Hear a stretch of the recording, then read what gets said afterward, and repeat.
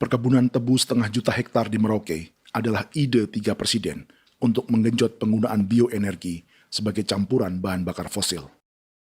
Selain swasembada pangan, swasembada energi di daerah Papua pun harus ditanam kelapa sawit supaya bisa menghasilkan juga BBM dari kelapa sawit.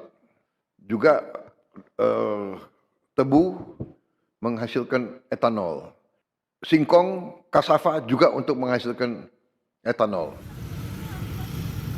Bioetanol adalah bahan bakar nabati atau tumbuhan yang dapat dicampur dengan bensin.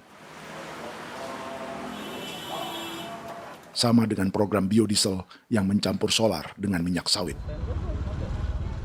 Pertamina saat ini sudah menjual BBM bioetanol dengan campuran 5% yang dipasarkan dengan merek Pertamax Green 95. Tapi pemerintah ingin menaikkan kadarnya menjadi 10% atau E10. Maka ke depan kita akan mendorong untuk ada E10. Kemarin malam sudah kami rapat dengan Bapak Presiden. Bapak Presiden sudah menyetujui untuk direncanakan mandatori 10% etanol. Idenya untuk mengurangi ketergantungan pada bahan bakar fosil yang diimpor dan menimbulkan polusi.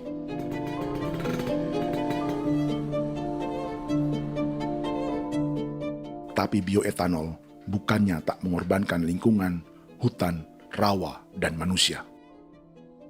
Karena program E10 membutuhkan 7,3 miliar liter bioetanol, maka lahan yang dibuka untuk menanam tebu bisa mencapai 1,3 juta hektar. Sementara saat ini, luas perkebunan tebu di Indonesia hanya 500 sampai 600 ribu hektar. Artinya, butuh lahan baru hingga 800 ribu hektar untuk menanam tebu. Dan 500 ribu hektar diantaranya sedang dibuka di Papua. Hutan yang tadinya untuk menumbuhkan pangan, berubah jadi tanaman untuk bahan bakar di jalanan. Kecepatan pulihnya hutan beradu dengan jumlah dan kecepatan kendaraan di jalanan.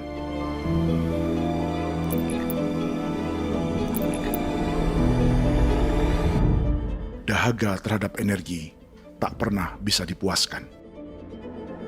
Setelah minyak sawit untuk biodiesel, dunia kini merambah singkong, jagung, dan tebu untuk bioetanol. Benua Amerika, Eropa, sebagian Afrika, hingga separuh Asia kini mulai memakai bioetanol sebagai campuran bahan bakar.